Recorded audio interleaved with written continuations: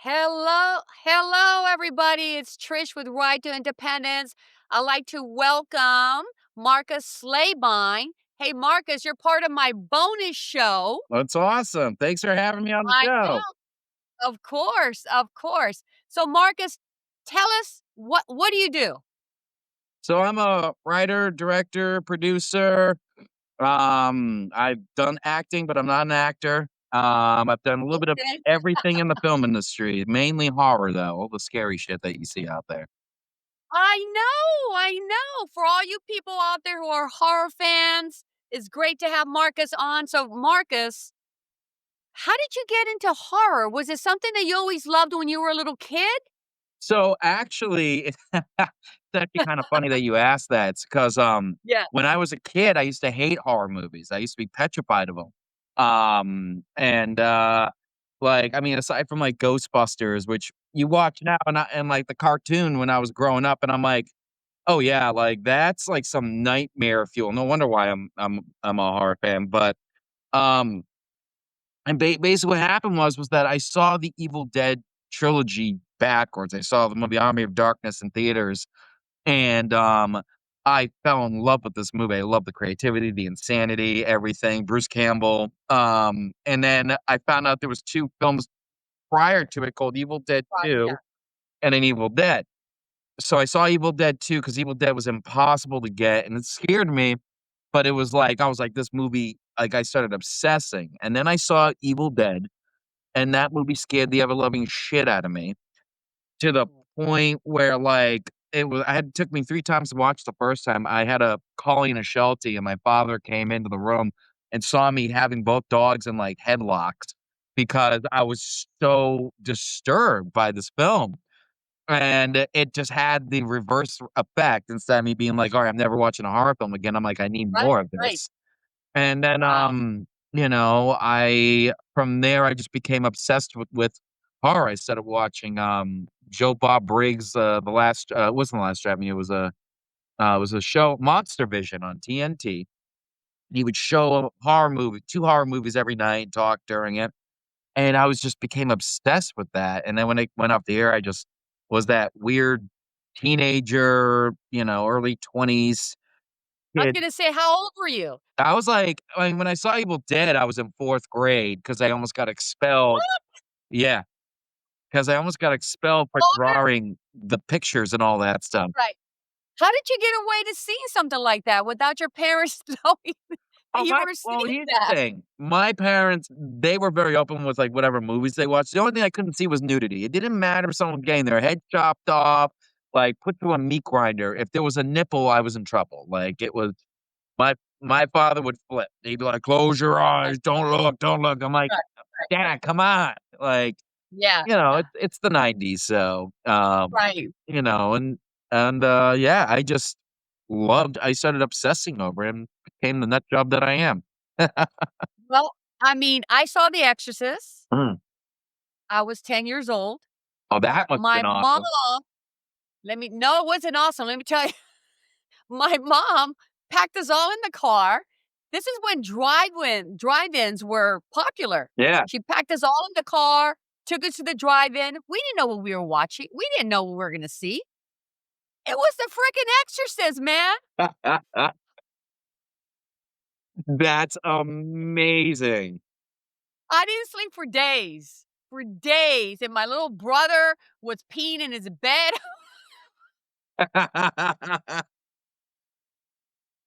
So so when did you see The Exorcist? So I saw The Exorcist. I was a little bit older because my mother saw it Right, in theaters, and she okay. hated it. She was like, "You're never watching this film." This is the same woman that the instant I was like, "Hey, mom, guess what? I'm able to go into the deep end of the pool." She's like, "Oh, cool. You're gonna watch this movie. It's called Jaws. Have fun with it." And by myself, she's like, "Here's the VHS. Go downstairs, watch it on the big TV. Enjoy."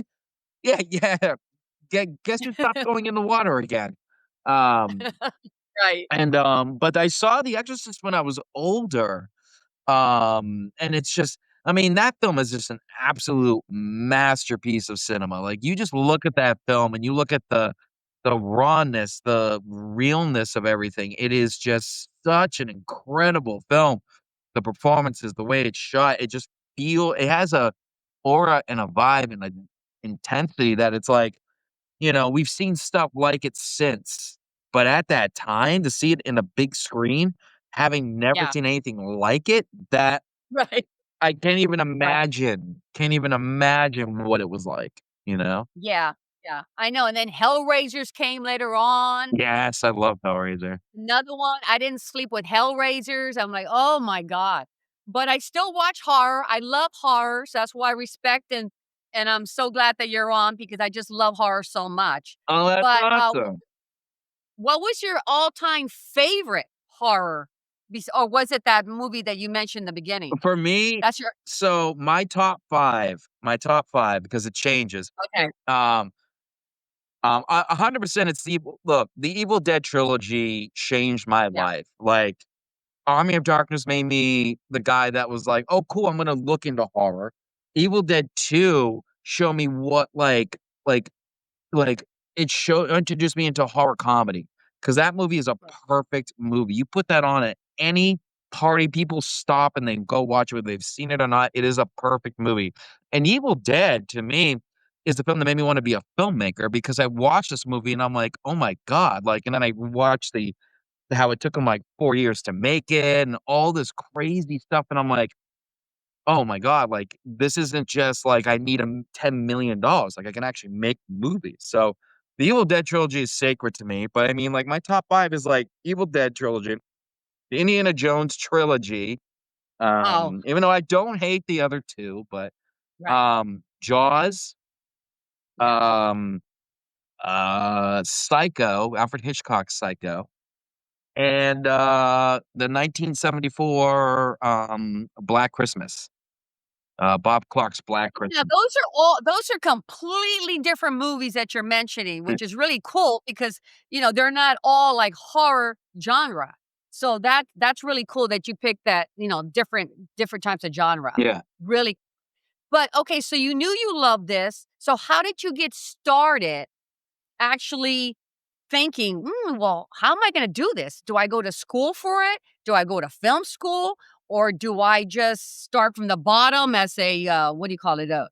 Not a grifter, Production assistant. uh, what is it? A production assistant. A production assistant? So how did you get into it? So, originally, I'm from Boston, so I used to make films in Boston, but my films would be more so of the kind that would be like, "Hey, I'm gonna go torture my poor friends who don't wanna be my friends anymore because 'cause I'm covering them in blood in freezing cold weather, and they're just miserable." And then so I couldn't really make anything out there, so I went to film school out here, I moved to New York, I went to New York Film Academy for a year, made 8 shorts, just like Okay, 100%, um, indeed, like, the hell out of it. I'm, like, about to sneeze, and I'm, like, trying to, m okay. make myself sneeze, but also try not to, but anyway, so if I sneeze at one point, Pick up pick up your shirt. Just pick up your shirt.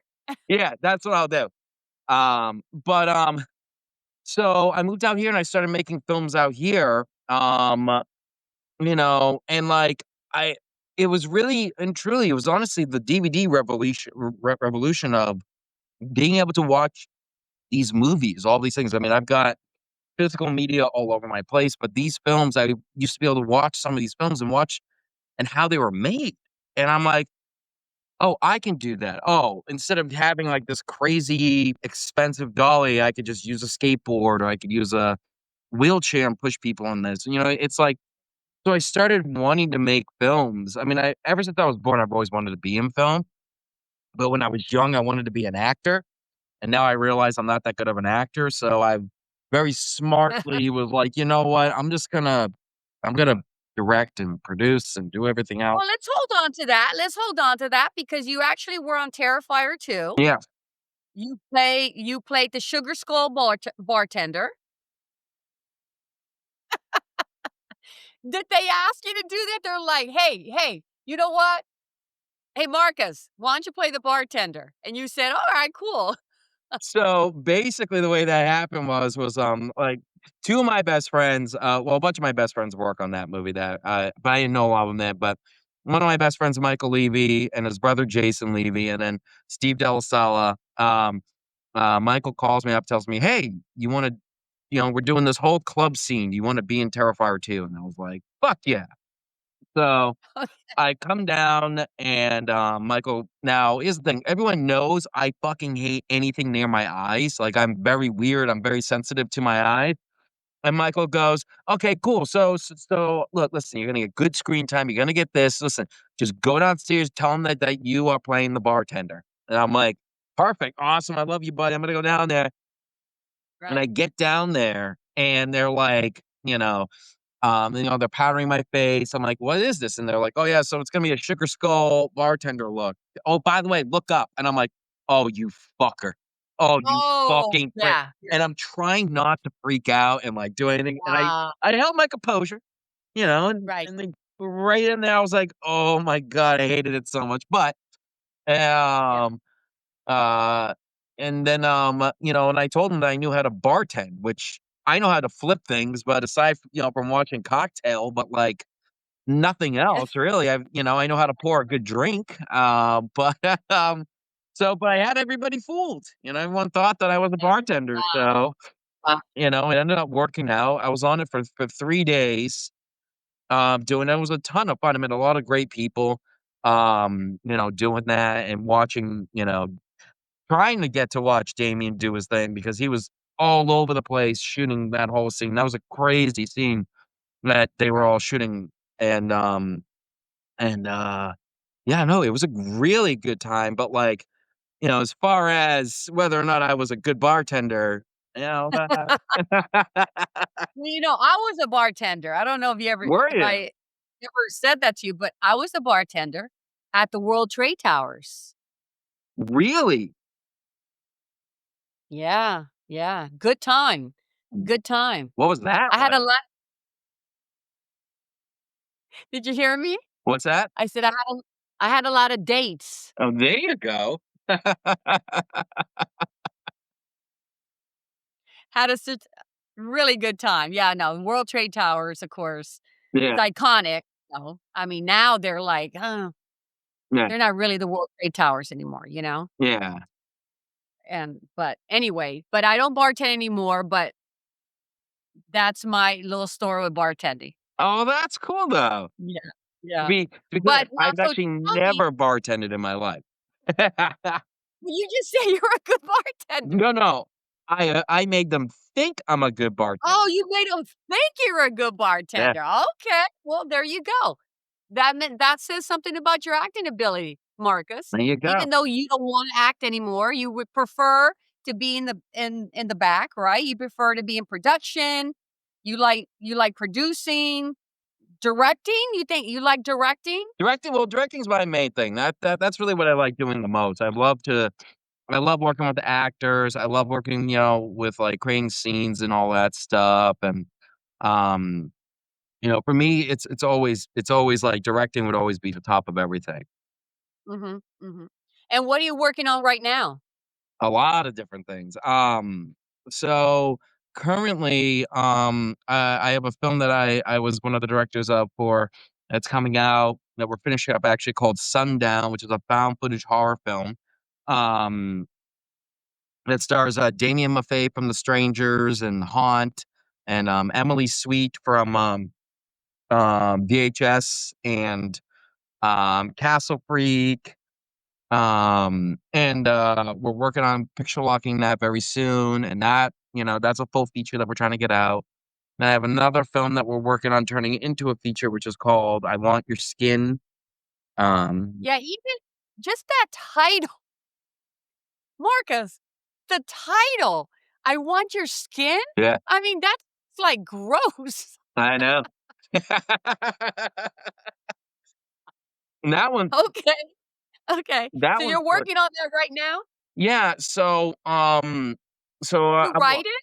I'm currently writing the feature. The Oh, okay. short is picture locked, and we're trying to just I'm getting it's gonna get composed and whatnot, but we shot like a sizzle for it. and it's the sizzles is about a skinless creature that chases a girl through Chinatown saying he wants her skin. Is it a horror/comedy? Oh, no, it's straight horror. I mean, this thing Oh, okay. basically rips people's skin off and puts it on itself, and it melts into the creature's body, and Oh, then it can right. become them for a short time. Wow. So it's like very Okay. John Carpenter's The Thing, meets like Evil Dead or, you know. Nice, Yeah. nice. And, when are you thinking of that? What's your goal of that being completed and put out to on market? Well, the short, I'm hoping to get done very, very, very soon just so we can get it Okay, out there and stuff like that. And then the feature, it's all about funding and stuff like that. That's really the key is, right. funding and, um, Well, that's what you do. You get the reel, yeah, and then that's when you try to pitch it, and that's how you try to get funding, yeah. investors. But who wouldn't want to invest in one of your movies, Marcus? Listen, I'm hoping everybody is as, like, yes, yes, let's throw money at, Yes. at a skinless creature that chases people, and stuff like that. It's, Well, I mean, because the horror genre, let's speak about that, hasn't really gotten its due, but we do have some films that have come up and really change, I think, the atmosphere around horror genre. Sinners, incredible, great. The Substance with Debbie Moore. yep. Those 2 latest movies that I believe really put horror on the scale of other blockbusters.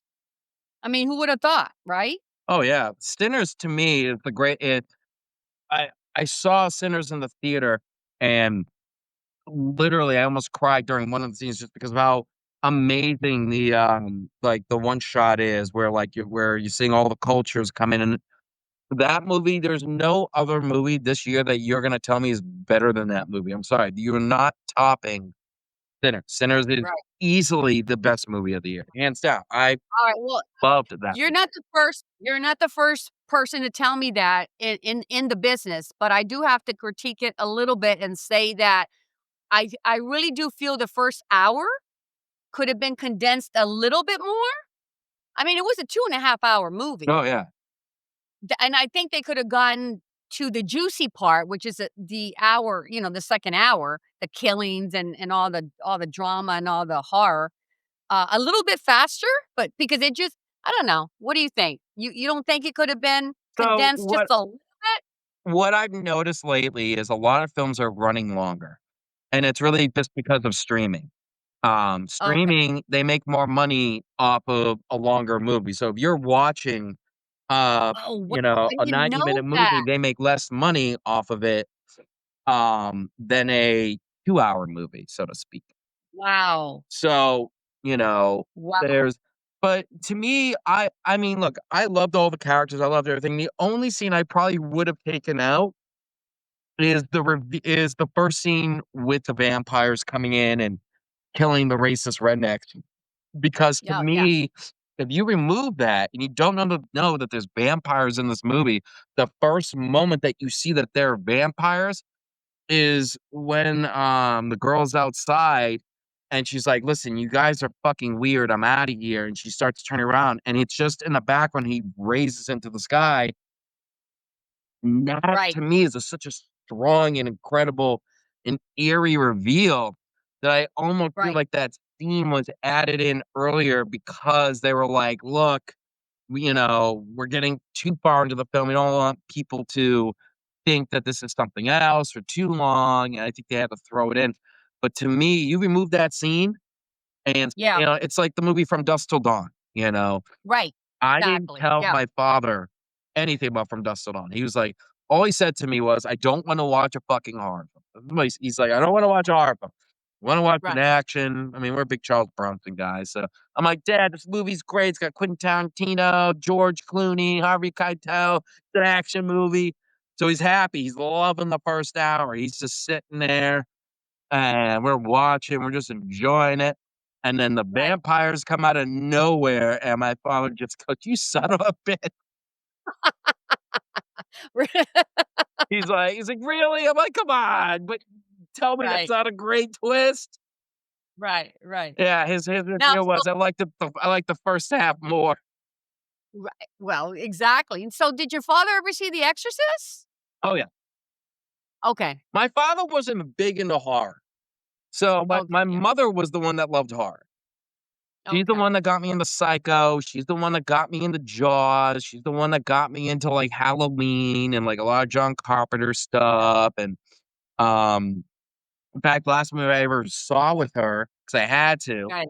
um, I had to bring it to her to this, was Meg, the Steve Olton, movie. Oh, yeah. 'Cause little known secret, um, Steve Olton, has made a bunch of those books, the Meg books, and in part 4, I'm actually written into part 4. I'm one of the characters in part 4, like, Marcus Slabine is a character in that Oh, 4th no book. kidding, okay. Yeah, Yeah. so, because I interviewed him a long time ago, and Oh, no kidding, wow. yeah, so Wow. I'm like, "Look, mom, we gotta go see this movie. It's a giant shark movie and Yeah. stuff." And look, everyone hates on Meg. I think it's a blast of a movie. Do I think it's a masterpiece? No, but it's a giant. It's Jason Statham fighting a giant megalodon. Like, let's Yeah. you're not getting Jaws here, okay? You're not getting Schindler's List. Right, You're right, getting no, Jason Statham fighting a right, shark. right, right. I've seen it, it's entertaining. I don't see it, like a horror, like, real horror, but it's entertaining, it's entertaining. So tell me, Marcus, zombies or vampires? Oh, zombies, hands down. What? Oh, No 100%. way. Yeah. No way. Yeah. No way.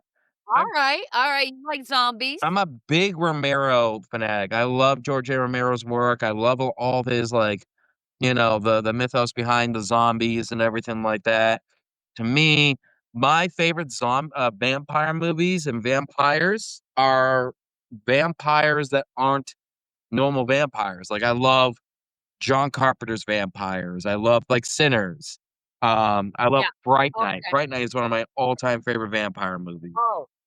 Uh So then you must have liked 30 nights of, 30 Days of Night. Yeah, I It's God, I've seen it like 5 times. yeah. I mean, it's like, ah, See, but they're then I like disgusting. those vampires Yeah, over, yeah. like, the ultra romantic type of vamp. Oh, no, no, those are the Yeah. best. Yeah, I mean, don't get me wrong, so look, Let me like, tell ya, here's a big one. I love Blade. I love Blade. Come Blade's on, great. Blade. Interview with the Vampire? Come on, how sexy was that? No, I love How Interview with the sexy was that? Vampire, but, I like, mean, I'll be honest, I never really liked Bram Stoker's Dracula. Uh, no, okay. I never liked that story until I just saw the newest Nosferatu, because I always had issues with certain things. Yeah, Um, you know, and I felt like as I'm watching this the newest Nosferatu, I'm like, "Oh, that makes sense why he's there.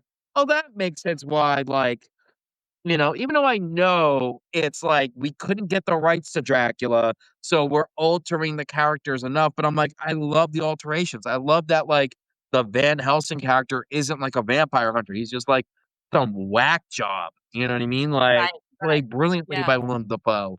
Like, I loved that movie. I thought it was one of the most beautiful movies, shot I need to see amazingly. it. I need to see it, yeah. My daughter Grace saw it. She says, "Oh, mama, you have to see it." Oh, you have I to see because if you like vampires. Now, I'm that's it, that's me. I'm vampire. They're sexy, yeah. they're sensual, the way they woo the women, the way they have the women come to them. You know they're having sex before he bites them. You Of know that. course. You know he's having all kinds of good time with the women Of course, I before mean, he that's bites why he's them, got a harem and of then them. He's got, like, and the then 3 of them right. always there. And then he makes them into slaves, right? They're always there for his beck and call. but then he needs another one. He's never satisfied. Exactly.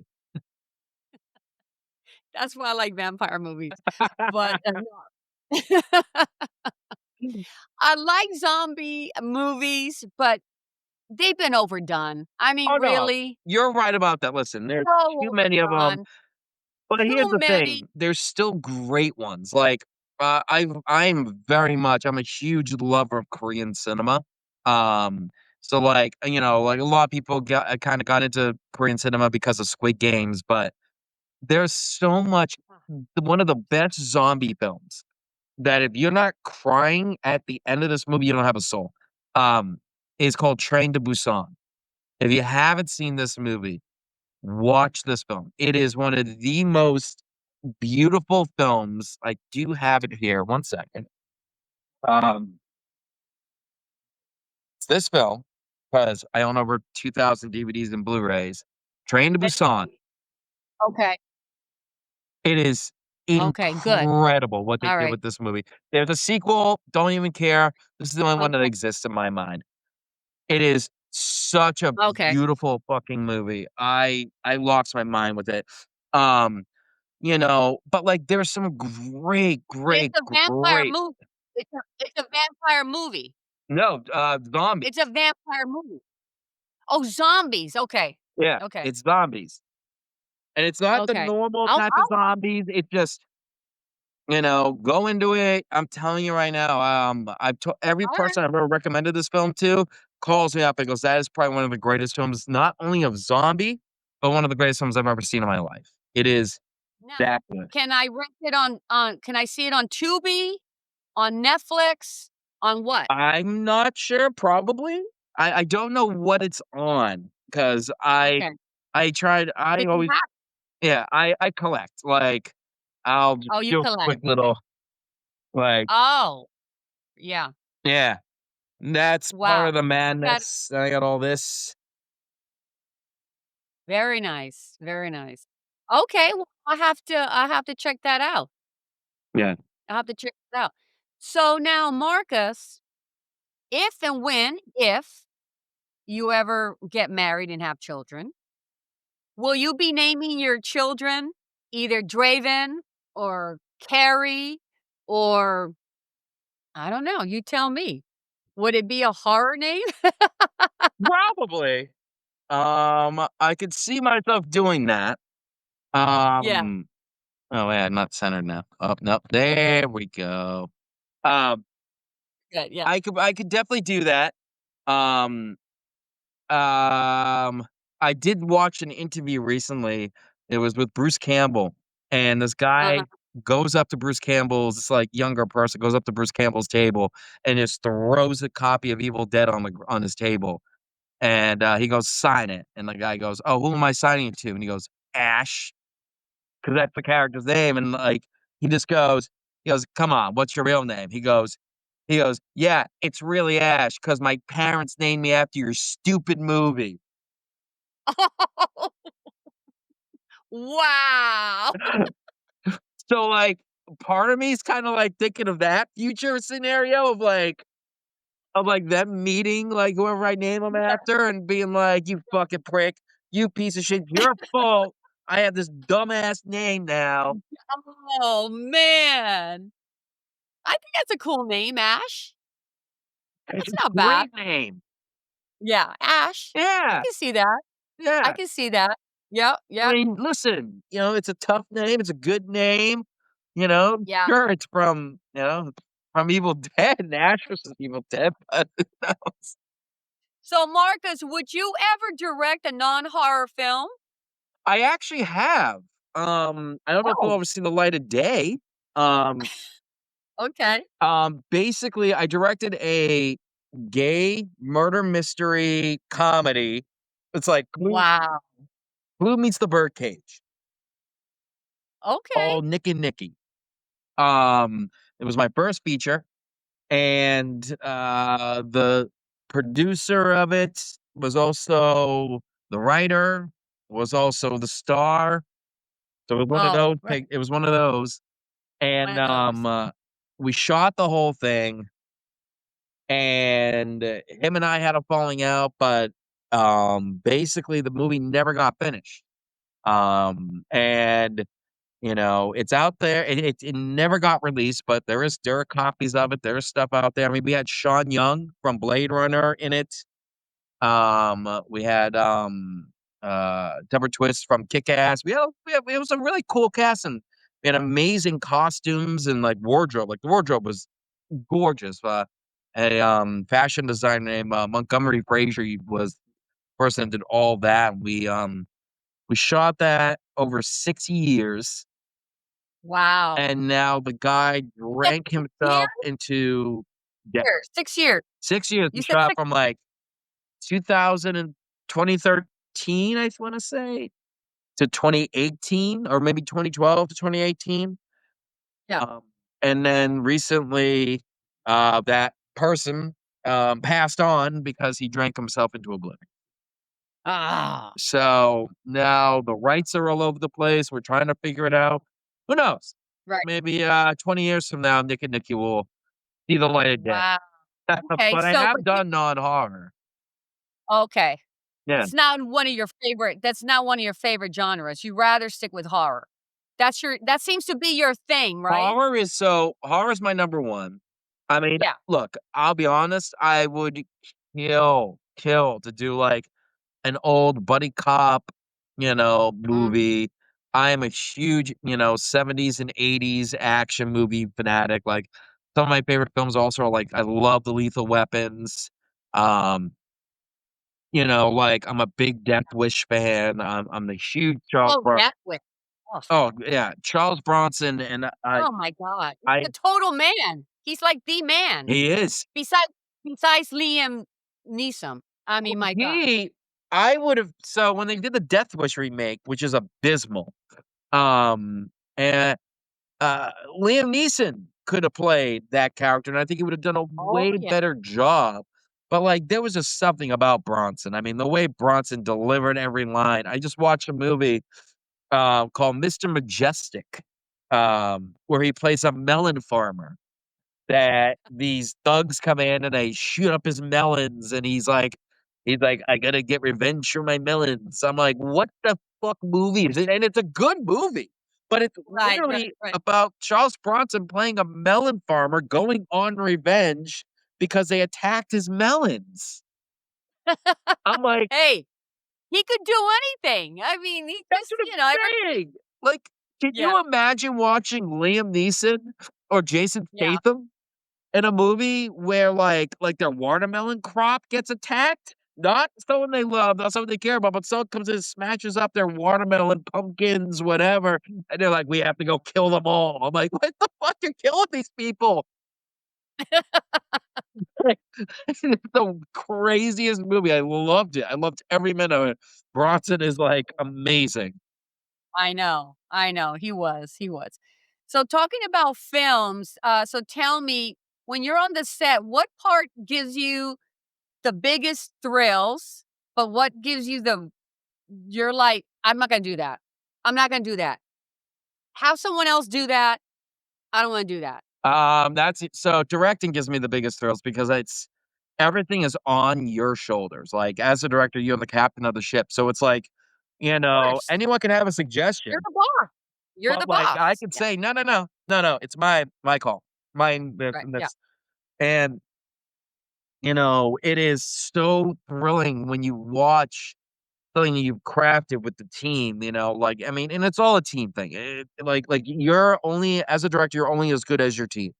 Your DP, That's right. your gappers, your grips, your sound, like, everybody when you have a great team, you can do whatever you want, and, when you see, like, a scene and you get that perfect take and you're like, "Holy shit," we actually did this, and there's so many times I put stuff out there that I'm like, I have no idea how the fuck we're pulling this off. How I have no idea, and then it happens. I write it in and it happens. It's You get in the first take, that's great. You're never not on the one of those first take.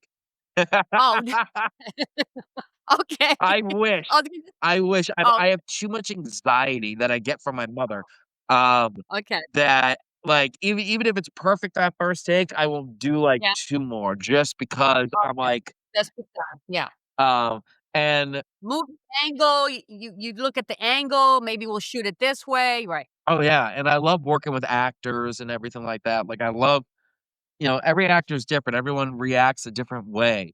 I Yeah. learned it on one of my earliest films. I had 3 separate actors. I had one actor that was like, like he'd be super serious, and then you say cut, and he's back out there talking, making jokes with the crew. I had another actress who was like newer to acting, and I had to break every beat of whatever she was feeling down, just because she wouldn't know how to like go and carry all the stuff, so I had to break it all down, and then the person playing the killer, he was a method actor. Ah, So I had uh, to talk to him like he was the character, and then he was yeah, like giving a character, brilliant yeah, performance, but, like, I learned very quickly, I'm like, "Oh, you can't just direct I can't direct this guy the same way I'm directing her, because it's not gonna work the same," you know? right, And same thing right, with the other guy. Like, if I start talking to him, like he's the character, this person's gonna look at me and be like, "What the fuck's wrong with you? Just tell me what you need," you know? right, right. Um, That's what makes you a good director, and the way you become a good director is by learning these different methods that you have to learn with each character, yeah, right? Each actor. You have this is when you become seasoned. You become a seasoned director and you learn how to deal with different actors and respect their way of delivering the lines, yeah, right? and that's how I I act. know, 'cause I used to act. I used to act. Okay, I went to the American Academy of Dramatic Arts. I gave it up to be a mother and a wife. I mean, I wanted to raise my children, and, hence why my daughter, got the bug when she was little. okay, But, yeah, so I understand because I did work with directors and a good director really, respects the actor and where they're coming from and how they get to that character.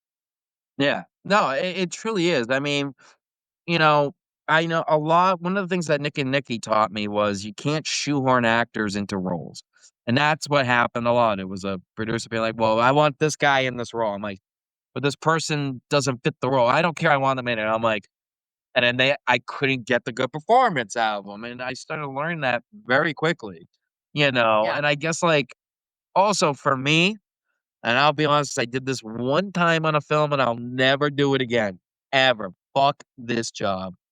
I have mad respect for the people that do it, but count me out. Locations managers. Oh, right, I locations. did this one movie. It was, Yeah. they had no money. I was doing 2 jobs. I was a B unit production designer, and I was a locations manager. Yeah, you see how well that gelled. Um, like 2 jobs where they're like, "Oh, we need you to design this." And then I'm like, "Okay. Oh, but we need these 4 locations." I'm like, "How am I doing all this?" If I'm not gonna Right. go on it, but locations is the job where you have to go up to someone's beautiful redone brownstone in Greenpoint, knock on their door and say, "Hi, how's it going? I'm with a film crew. Now we don't have any money. We might have insurance, we might not. But look, hey, listen, is it okay if we come into your house for 3 days? There's gonna be about 45 of us trampling in here with sharp metal objects clanking on that beautiful hardwood floor that you have there. Looks very rubbish. And I promise me, the single guy that should be on set to make sure nothing gets broke, but is being sent out because I have to go and production design a pizzeria for the shoot that we're doing the next day. Um, we'll make sure no one damages anything. And by the way, we have $50 compensation. And yeah, sound good? I hated it. I hated it. Hated it all the time. I'm like, Nation, right, right. because you're basically going to these people's places, lying to Yeah, them, and being right. like, "We're coming in to destroy your home." Like, that is what we're doing. We are going to destroy your home. Now look, all of our like, our team, like, a lot of us were very respectful and everything, but, like, I have been on some shoots where I just see, like, rips that just drag a C-stand across the floor, or they, like, Right. drop stuff on they're carrying too many things, so they just throw it on the ground. I'm like, I mean, Yeah. Everyone says they will So, listen. okay, so you don't like location scouting, that's called location Yeah. scouting. I don't mind the Yeah, scouting part if I'm directing, but I don't wanna deal with the ins and outs of the deal. yeah, It's not my thing. I don't like I'm just like, "You know what? Let yeah. someone else Well, direct." Mark, stick with directing. Yeah, that's what I try to do. So, Marcus, your dream job would be to, let's just say Netflix comes calling So, and says, "Marcus, we're gonna give you what, $100 million budget?" Is that what the big budgets are nowadays? yeah, Wouldn't that be nice? it would. So what movie would you make if Netflix came knocking? So, One that you already were working on and maybe just make it a blockbuster as opposed to an indie? I have I have a couple of them. One is a zombie comedy that I wrote, um, about, um, it's a zombie comedy that takes place at like a 65 and older Jewish retirement home, um, where zombies attack, and it's like Okay, it's straight up that's comedy. interesting. Yeah, but it's like all like it's like extremely like, like my stepmother lives in a very Jewish community where it's very much like Seinfeld over there, you know? Okay. Like Oh, right, right. I hear some of Yeah, like the squabbles between, well, this one said this and they didn't like that, so now they won't talk to me, like, and right, this one right, did right. this and they're jerks, so we don't talk. And I'm like, if there was ever an attack, these people would still hold their ground and be like, "Well, she cheated at mahjong, so, no, no, no, no, we're not going with Susan." It's like, it's so, and whenever I pitch the rest of it, and stuff like that, like, dream casting is like, the Larry David would star in it, with, like, Adam Oh, Sandler as his son, I know. Yeah. but there's that, and then if I could get a property, it's actually an old computer game, from the point and click era called The Secret of Monkey Island, which is basically a comedy version of Pirates of the Caribbean. And it's just great, and I don't know how Hollywood has not made this into something. Oh, okay. It's also Elijah Wood's And you favorite haven't movie, pitched right, favorite and you video game. haven't pitched Oh, okay. Well, maybe you need to pitch it. I mean, yeah. From what I hear, Yeah. the problem with it is the fact that it's owned by good old Lucasfilm. Oh, right, Lucasfilm. Yeah, which So means Lucasfilm would be doing it if they wanted to do it. yeah. So Yeah. the chances of, That's the thing. the House of Mouse taking that and, being like, "Oh, yeah, yeah, let's make this So 1989 who computer did game." Squid Games? Netflix. Okay. Yeah. Squid Games was such a the 1st season is a masterpiece. I just actually Yeah. finished watching the 3rd season. I dug I it. won't watch it. I won't watch it. Why? I won't watch the 2nd, and I won't watch the 3rd. Because it's so disgusting. The first one, first of all, the first one was like, because I get really into the characters and, well, what about it? What happened to this person? Why did this person, I really get into the Yeah. characters, and it was just so upsetting to me that, I won't see the 2nd or 3rd. I'll be But my honest. my daughter will. My daughter, she loves it, but not I won't. The I won't. 2nd and the 3rd season's really just the second They're half of just the 2nd season. Netflix yeah, is now yeah, just they're just over slicing the the top. seasons up because basically the whole, idea of streaming and binging is not financially, viable. It's just not. It's because back in the day, I could get like, I could get $25 from every person that watched this movie, you know? Now, Right. I'll That's pay right. $10 and I get this movie plus all the movies. Oh, well, maybe not The Beast Within, but that's a whole other story. The But like streaming. but now you get all these movies, all these shows and everything, as opposed to Right. being like, oh, well, I only get one thing. So it's like the they pushed out physical media and now they're like, "Oh, well, how are we making any money off of this stuff?" And Exactly. Yeah.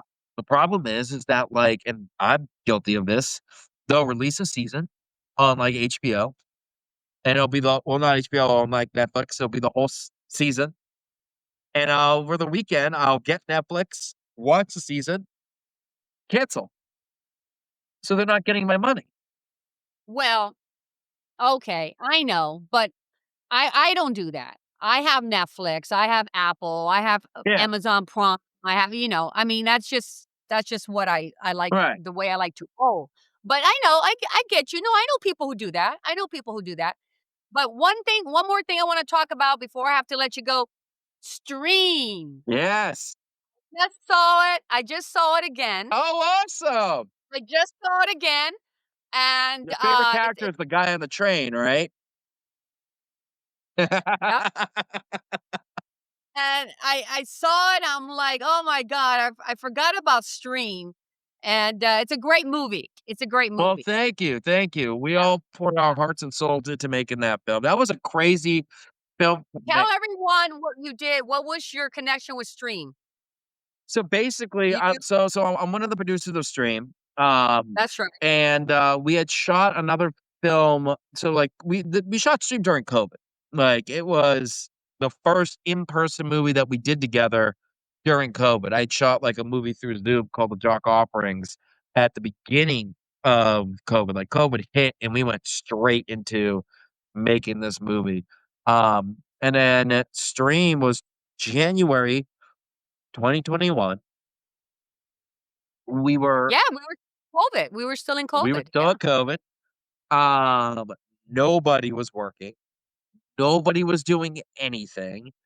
We were quarantined for, like, 6 weeks shooting this movie, Wow, and that's fantastic. oh, yeah, we had the greatest team of crew, and, we had it was like it was a horror fan's dream. Like, I'm going to bed, waking up, and we're like, "Oh, who's here today? Oh, Jeffrey Combs, our Reanimator's here. Oh, Daniel Harris is here. Oh, Tony Todd, Daniel Roebuck, Dave Sheridan, like, all these people, Felissa Rose, Chip Reed, like, we have all these actors that are coming in, and we're like, "This is the coolest thing." We it was a very, very special film to make. People that are watching it are really vibing with it, they're really enjoying it. It is, a very fun movie. Yes. I'm very proud to be a part of it. I'm proud that we announced Stream 2. That got Oh, announced. And, we're looking forward to, continuing the story of all that and everything, and that's, the team behind everything, Fuzz and the Lens really when they make something, they pour their whole heart and souls into it, there's a reason. I mean, even right now, we just released this, if I can oh, wow. Leprechaun Revenge, which is basically a Nice. pitch video of, we brought back Mark Holton, who was in the original Leprechaun, Lyndon Oh, Porco, who was in, Leprechaun who played the Leprechaun in Leprechaun Returns. Um, really Michael Levy really and Jason Levy, they really, like, wanted to make something for the Leprechaun series because they were the biggest Leprechaun fans. So the it's on YouTube. You just type in okay. Leprechaun Revenge, you can watch it, have a strong stomach for it. Excellent. And it's something that's really special. We're trying to get, the hashtag that we're having everybody use is I'm trying to Okay. Levy for I Leprechaun. for Leprechaun. Okay. Excellent. Excellent. I'll put that in the notes.